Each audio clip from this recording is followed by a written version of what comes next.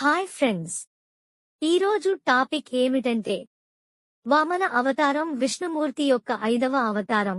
ఇందులో ఆయన ఒక బోనస్స అనగా వామనుడు రూపంలో అవతరించాడు. ఈ అవతారం ముఖ్యంగా దానవరాజు మహాబలి యొక్క అహంకారాన్ని నాశనం చేసి ధర్మాన్ని పునరుద్ధరించడంలో కీలకమైనది. మహాబలి చక్రవర్తి.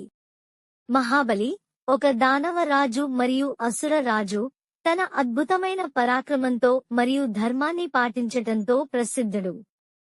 మహాబలి సమాజంలో అందరికీ మంచి పాలన అందించి సమృద్ధిని మరియు సంతోషాన్ని తీసుకువచ్చాడు.